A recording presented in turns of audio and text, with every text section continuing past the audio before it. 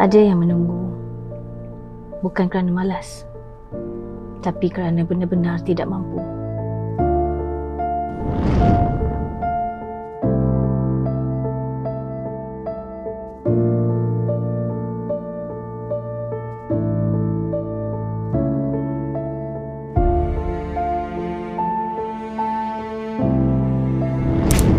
Setiap fidyah bukan sekadar bayaran.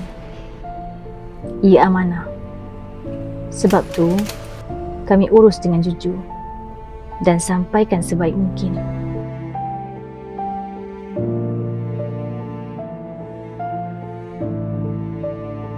Daripada satu klik kepada satu perjalanan amanah.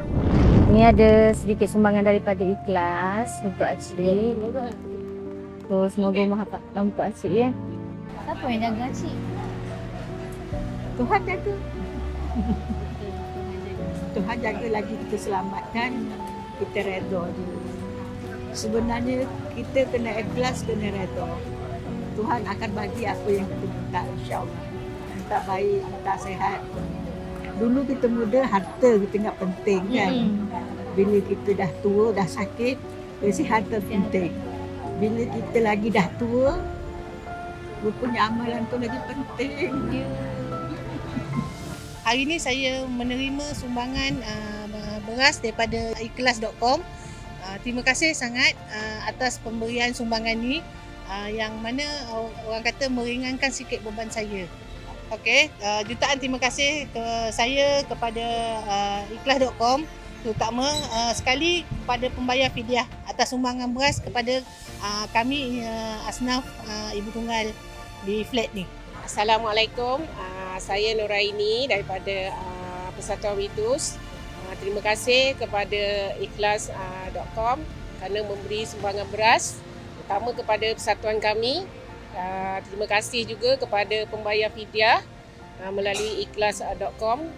Dengan ini alhamdulillah sedikit sebanyak membantulah perbelanjaan tiap-tiap bulan yang diperolehi. Pada program pada hari ini, alhamdulillah terima kasih kepada ikhlas.com kerana memberi sumbangan berupa beras fidyah kepada 100 penerima daripada kalangan yang terpilih, yakni golongan asnaf, balu, warga emas, ibu-ibu tunggal. Okay? So alhamdulillah seramai 100 penerima hadir untuk menerima sumbangan berupa beras fidyah.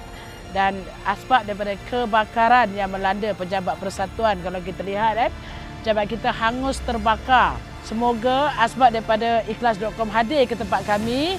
Ramai lagi korporat di luar sana yang boleh membantu dan menyokong persatuan kami untuk bangkit kembali dalam membangunkan pejabat persatuan kami. Kami perlu bangkit kembali untuk menjaga mereka yang memerlukan bantuan daripada segi makanan, barangan, peralatan dan sebagainya. Bantulah kami. Sebab kami dah habis semua. Kami tak ada apa. Kami dah tak ada apa sekarang. So, saya harap dengan adanya ikhlas.com yang membantu kami, ramai lagi yang boleh membantu untuk kami bangkit kembali, insya-Allah. Bagi kita, mungkin sekadar bayaran. Bagi mereka, ini harapan. Okey, Assalamualaikum semua. Hari ini alhamdulillah Isha join ikhlas.com untuk buat pengagihan fidyah kepada orang-orang di flat Dadimur, Batu Cave. So seramai 100 orang penerima hari ini. Ada asnaf, ada ibu tunggal. So masya-Allah, bestnya Isha hari ini kebetulan cuti. So Isha datang sini sendiri untuk agihkan fidyah tu. Sebab bagi Isha, kita bayar fidyah tu wajib. Tapi tanggungjawab tu amanah.